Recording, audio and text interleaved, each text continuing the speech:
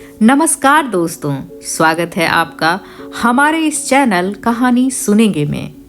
आज की कहानी है दूसरा आदमी, जिसे लिखा है मानव कौल ने। मैं खाना बनाने की तैयारी करने लगा। पीछे से माँ जिद करने लगी, नहीं, खाना मैं बनाऊंगी। इस युद्ध में जीत माँ की ही होनी थी, पर मैं जिद करके टमाटर, प्याज, हरी मिर्च काटने लगा। आप इतनी दूर से सफर करके आई हो, खाना आप ही बनाना, बस मैं तैयारी कर देता हूँ। माँ चुपचाप बालकनी में जाकर खड़ी हो गईं। उन्हें मुझे इस तरह देखने की आदत नहीं है। कई साल पहले जब वह मुझसे मिलने आती थी तो अनु साथ होती थी। तब मैं शादीशुदा था। माँ अनु को बहुत पसंद करती थी। शायद इतने साल माँ यहाँ इसलिए मुझसे मिलने नहीं आई। घर बहुत छोटा है पर सुंदर है, माँ ने कहा। मैं चुप रहा। सब काट लेने के बाद मैं भी बालकनी में जाकर खड़ा हो गया। पीछे जंगल था, हरियाली दिखती थी। माँ कुछ और तलाश कर रही थीं। उनकी निगाहें कहीं दूर किसी हरे कोने से जिरह कर रही थीं। मैं बगल में आकर खड़ा हो गया। इसकी भी उन्हें सुध नहीं लगी। माँ लंबाई में बहुत छोटी थीं। मेरे कंधे के नीचे कहीं उनका सिर आता था।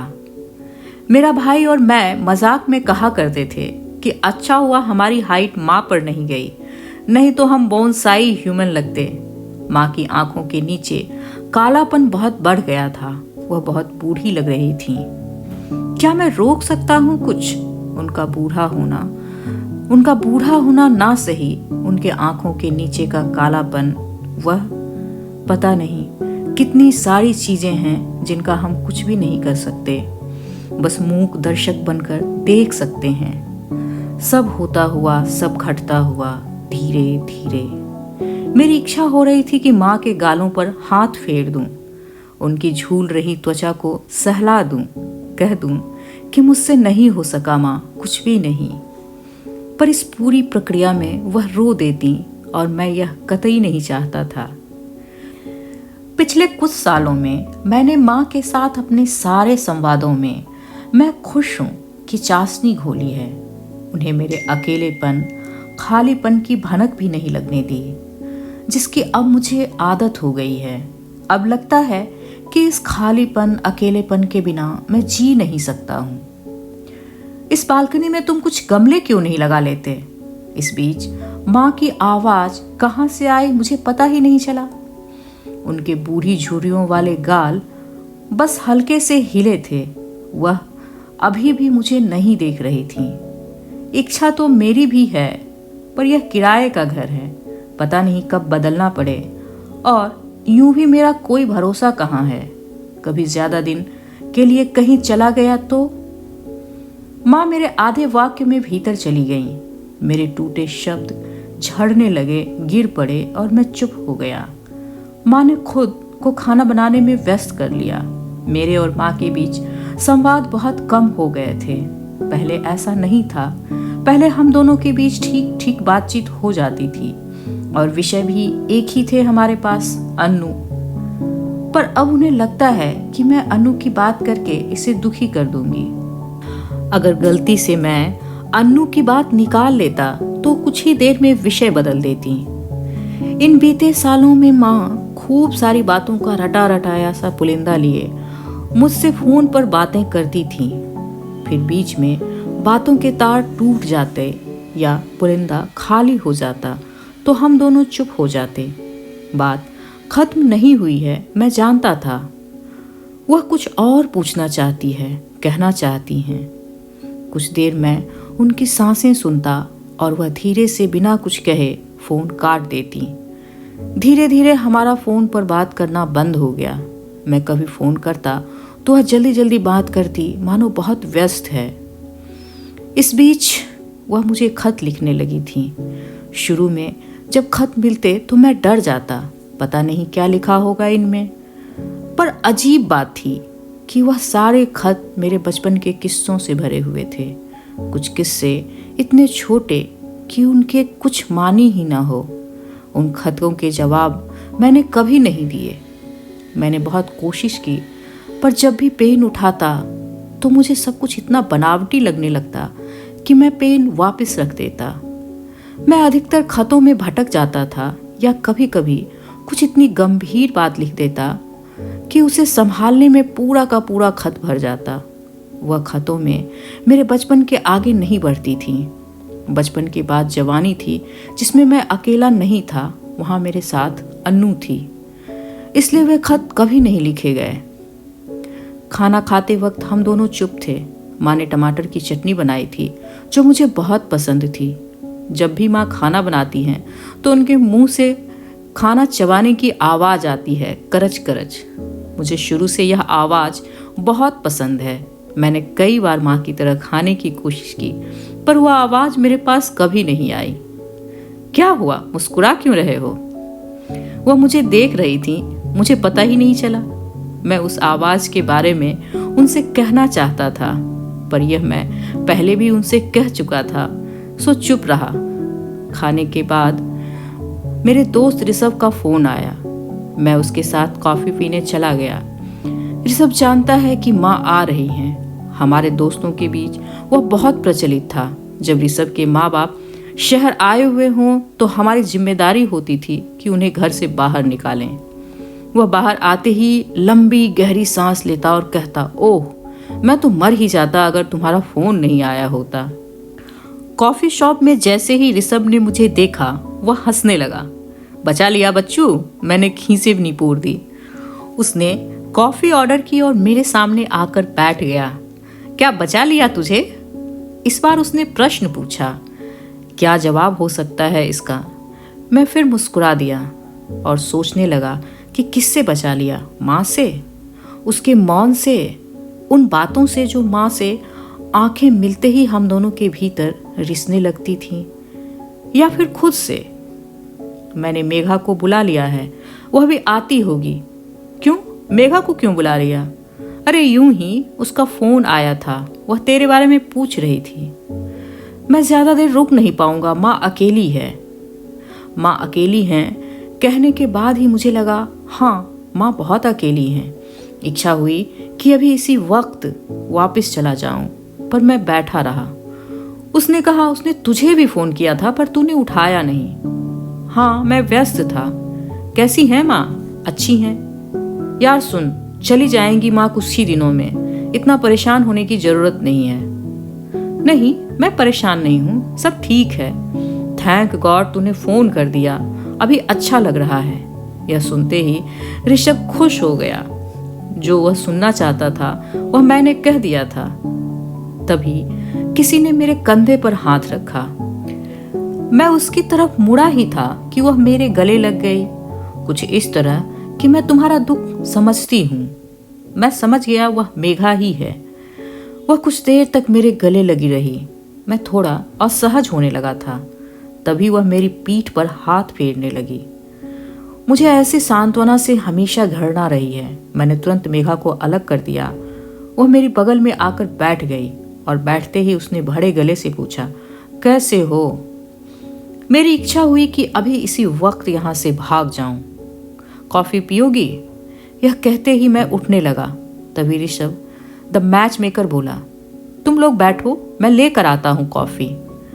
ऋषभ के जाते ही मेघा ने अपना हाथ मेरे हाथ के ऊपर रख दिया। मैंने तुम्हें फ़ोन किया था। हाँ, सॉरी, मैं बिजी था। या आई अंडरस्टैंड। मैं यहाँ बहुत देर तक नहीं रुक पाऊंगा, माँ घर में अकेली होंगी। तुम चाहो तो तुम मेरे साथ चल सकती हो। No thank you. मुझे पता है ऋषभ कॉफ़ी लेकर जल्दी नहीं आएगा। वह हम दोनों को अकेले समय देना चाहता है। मेघा बहुत अच्छी लड़की है, पर उसमें मातृत्व इतना भरा हुआ है कि वह मुझे असहज कर देती है।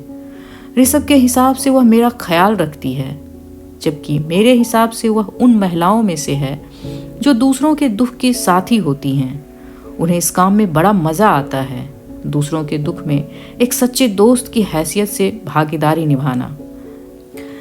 मेघा जब भी मुझे देखती है तो मुझे लगता है कि वो मेरे चेहरे में दुख की लकीरें तलाश कर रही है। उसके साथ थोड़ी देर रहने के बाद मैं सच में दुखी हो जाता हूँ। ऋषभ के कॉफ़ी लाते ही मैं उठ गया। ऋषभ मना करता रहा, पर मैं नहीं माना। जाते जाते मेघा ने बहुत गंभीर आवाज में मुझसे कहा, "You know, I am just a phone call away." मैंने हाँ में सिर हिलाया और लगभग भागता हुआ अपने घर चला गया। मेरी कभी कभी इच्छा होती थी कि मैं झंझोर दूं या पुरानी घड़ी की तरह माँ और मेरे बीच के संबंध को नीचे जमीन दे मारूं और यह संबंध फिर से पहले जैसा काम करना शुरू कर दे। बीच में बीते हुए सालों को रबर की तरह मिटा दूं, घिस दूं, कोई भी निशान ना रहे। मैं सब भूलना चाहता हूँ, पर माँ भूलने नहीं देती। शायद माँ भी सब भूलना चाहती हो, पर मेरे अगल बगल के रिक्त स्थान में उन्हें बार बार अनु का ना होना दिख जाता होगा। अनु यही है, इसी शहर में। अगर वह किसी दूसरे शहर में होती या दिल्ली में अपनी माँ के पास चली जाती तो शायद सब कुछ थोड़ा सरल होता। माँ अभी भी आशा रखती हैं कि सब कुछ पहले जैसा हो सकता है। जीवन कितनी तेजी से आगे बढ़ जाता है, पता ही नहीं चलता। माँ बहुत पुराना जी रही हैं, नया उन्हें कुछ भी नहीं पता। उन्हें नहीं पता कि अनु अब किसी और के साथ रहने लगी है। वह उससे जल्द शादी करने वाली है। हमारा लिखित कानूनन तलाक हो चुका है, जिसके पेपर मैंने ना जाने क्यों अपने जरूरी कागजातों के बीच संभाल कर रखे हैं। मैं कभी कभी उसे अकेले में खोलकर पढ़ लिया करता था, पूरा शुरू से आखिर तक। हमेशा मुझे आश्चर्य होता था कि एक निजी संबंध को अलग करने में कितने सरकारी मरे हुए शब्दों का प्रयोग किया जाता है। मुझे हमेशा वह पिटीशन एक कहानी की तरह लगता था। मैंने दरवाजा खोला तो माँ सतर्क हो गई। मैंने देखा उनके हाथ में मेरी डायरी है। कुछ सालों से मुझे डायरी लिखने की आदत सी लग गई थी। उसमें मैं दुख, पीड़ा, दिन भर की गतिविधियां नहीं लिखता था। उसमें मैं आश्चर्यों को लिखता था, छोटे आश्चर्य, जैसे आज एक लाल गर्दन वाली चिड़िया बालकनी में आई। मैं उसके साथ ठीक पास होकर खड़ा हो गया। वह उड़ी नहीं, वह मुझे बहुत देर तक देखती रही। या आज चाय में शक्कर की जगह मैंने नमक डाल दिया। माँ ने मुझे देखते ही वह डायरी फ्रिज के ऊपर रख दी, मानो सफाई करते हुए उन्हें वह नीचे पड़ी मिली हो। रात को क्या खाओगे? माँ ने तुरंत बात बदल दी। मैंने डायरी को अलमीरा के भीतर अपने कपड़ों के नीचे दबा दिया। आज कहीं बाहर चलकर डिनर करें। कहाँ जाएंगे? बहुत सी जगह हैं, चलिए ना। मैंने तो बहुत दिनों से बाहर खाना नहीं खाया है। ठीक है। माँ को बाहर होटल में खाने में बहुत मज़ा आता था। वह भी बहुत खुश होती थी तो कहती थी, चलो आज बाहर खाना खाते हैं। एक बार अनु और मैं उनके साथ सिजलर खाने गए थे। उन्हें सिजलर खाते देखते हुए हम दोनों की हंसी रुक ही नहीं रही थी। हम दोनों एक साउथ इंडियन रेस्टोरेंट में जाकर बैठ गए। मैंने स्पेशल थाली ऑर्डर की और माँ ने रेगुलर। मुझे बहुत भूख लग रही थी, सो मैं थाली आते ही खाने पर टूट पड़ा। माँ बहुत धीरे धीरे खाना खा रही थी। कुछ देर में उन्होंने खाना बंद कर दिया। खाना ठीक नहीं है क्या? मैंने खाते हुए पूछा। मन खट्टा है, स्वाद कहाँ से आएगा? मेरा भी खाना बंद हो गया। जिन बातों के जख्म हमने घर में दबा रखे थे, मुझे लगा कि वे यहाँ फूट पड़ेंगे। क्या हुआ? मैं पूछना चाहता था, पर मैं चुप रहा। माँ पानी पीने लगी। मेरी भूख अभी खत्म नहीं हुई थी, पर एक भी निवाला और खाना मेरे वश में नहीं था। भाई कैसा है? माँ ने इसका कोई जवाब नहीं दिया। भाई और मेरी बातचीत बहुत पहले बंद हो चुकी है। मेरे अकेले रह जाने का जिम्मेदार वह मुझे ही मानता है। माँ उसी के साथ रहती है। उसने माँ को भी मना कर रखा था मुझसे मिलने के लिए। अब शायद उसका गुस्सा भी शांत हो गया होगा और उसने माँ से कहा होगा कि जाओ देख लो अपने लाडले को, और माँ भागती हुई सब ठीक करने चली आई। अजीब सा बनाया है आपने, कोई स्वाद ही नहीं है। मैंने वेटर को बुलाकर फटकारा। वह दोनों थालियां उठाकर ले गया। माँ चलो आइसक्रीम खाते हैं। मुझे कुछ भी नहीं खाना है, कुछ भी नहीं। चल घर चलते हैं। मैंने बिल चुकाया और हम दोनों घर वापस आ गए। माँ ने मेरा हाथ पकड़ा और मुझे लेकर बालकनी में चली आईं। वह हमेशा ऐसा ही करती थीं। जब भी कोई ज़रूरी बात हो तो वह हाथ पकड़कर अलग ले जाया करती थीं। पर यहाँ तो कोई नहीं था। शायद बात ज़्यादा ज़रूरी होगी। अब तू क्या करेगा? कुछ भी नहीं माँ, मैं क्या कर सकता हूँ? तू एक बार उसे फ़ोन तो कर लेता। नहीं, उसने मना किया है। क्या? क्यों? तू उसका पति है, तू फ़ोन भी नहीं कर सकता है क्या? माँ की आवाज़ थोड़ी ऊंची हो गई। मैं चुप ही रहा। तू बहुत जिद्दी है, यह ठीक नहीं है। कभी कभी तुझे जो अच्छा ना लगे वह भी तुझे करना चाहिए। कभी तो अपने अलावा किसी और के बारे में सोच। तू हमेशा हर जगह महत्वपूर्ण नहीं है। माँ, इस संबंध को अब नहीं बचाया जा सकता। अगर तू चाहे तो हो सकता है सब। अब वह समय निकल चुका है। यूं मेरे हाथ में कुछ था भी नहीं। क्या मतलब है समय निकल चुका है? जैसे आप यह सब होता हुआ देख रही हैं, वैसे ही मैं भी यह सब होता हुआ देख ही रहा हूं। तू सीधे सीधे क्यों नहीं बात करता है? क्या सीधे सीधे बात की जा सकती थी? शायद मैं सीधे सीधे बात कर सकता, पर उन सीधी बातों के शब्द इतने नुकीले थे कि मेरे कंठ में कहीं अटक जाते, चुभने लगते। मैं सब कुछ सीधा ही कहना चाहता था, पर उस चुभन के कारण बाहर अर्थ बदल जाते थे। मैं अब सीधी बात नहीं कर सकता हूँ। मैं बालकनी से निकलकर भीतर चला आया। वहाँ माँ खड़ी रही। मैं जानता हूँ इस वक्त मेरी माँ बातों के ताने बाने से अर्थ निकालने में जुटी होंगी। फिर उन अर्थों के बहुत से सवाल होंगे और उन सवालों के जवाब मेरे कंठ में चुभेंगे और इस बार मैं चुप रहूँगा। क्या हुआ था मेरे और अन्नू के बीच? अब मैं उसके बारे में सोचता हूँ तो मुझे हंसी आ जाती है। हम दोनों एक लंबी सैर पे निकले थे। मैं अपना वॉलेट घर पर भूल गया। उसने कहा, क्यों चाहिए तुम्हें वॉलेट? तुम्हारे पास कभी पैसे तो होते नहीं हैं। पर मैं वापस घर चला गया अपने वॉलेट लेने। जब मैं वापस आया तो वह वहाँ नहीं थी। वह चली गई थी। मैंने उसे फ़ोन किया, कहाँ चली गई?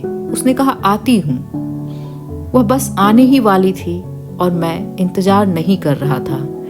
जब मैंने इंतज़ार करना शुरू किया, वह वापस नहीं आई। माँ बहुत देर बाद वापस कमरे में आई। मैं दोनों के बिस्तर लगा चुका था।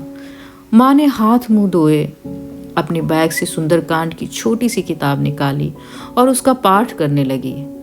मैं अपने बिस्तर पर लेट गया। बचपन से ही माँ के मुंह से सुंदरकांड सुनने की आदत है। कुछ देर में मुझे झपकी आने लगी। कब आंख लग गई पता ही नहीं चला। अचानक मुझे आवाज़ सुनाई दी, बेटा बेटा। मैं थोड़ा हड़बड़ा कर उठा। मेरे बगल में माँ बैठी थी। क्या हुआ माँ? तेरी कमर में दर्द रहता है ना? तेरे गर्म तेल से मालिश कर देती हूँ। मैंने देखा माँ के हाथ में एक कटोरी है। कितना बज रहा है? तू सो जाना, मैं मालिश करती रहूँगी। माँ, मेरी कमर ठीक है, बिल्कुल ठीक है, कुछ भी नहीं हुआ है। मुझे सब पता है, तू पलट जा, चल। मैं पलट गया और माँ मेरी कमर की मालिश करने लगी। मालिश के दौरान मैं माँ को कहता रहा, बस बस हो गया माँ, पर माँ नहीं मानी। मैं उठकर बैठ गया। क्या हो गया बेटा? बाथरूम से आता हूँ। मैं बाथरूम में जाकर थोड़ी देर बैठ गया। माँ मेरी मालिश नहीं कर रही थी। वह अपने उस बेटे को छू रही थी जिसे उन्होंने बचपन में अपना दूध पिलाया था, नहलाया था, धुलाया है, जिसे उन्होंने अपने सामने बड़ा होते हुए देखा है। मैं वह नहीं हूँ। मैं बड़ा होते ही दूसरा आदमी हो चुका हूँ। बचपन मेरे सामने एक खिलौने की तरह आता है जिससे अब मैं खेल चुका हूँ। मेरे घर में वह खिलौना अब सजावट की चीज भी नहीं बन सकता है। मैंने मुंह पर कुछ पानी मारा। बाहर आया तो देखा माँ अपने बिस्तर पर लेट चुकी हैं। लाइट बंद कर दूं? मैंने लाइट बंद कर दी। धीरे से अपने बिस्तर में घुस गया। कुछ करवटों के बाद अचानक से माँ की आवाज़ आई, बेटा कल मेरा रिजर्वेशन करा देना। कुछ दिन रुक जाओ। नहीं, तेरे भाई ने जल्दी आने को कहा था। ठीक है। मौन, सन्नाटा, कुछ करवटों की खरखराहट, फिर मौन और अंत में नींद। धन्यवाद।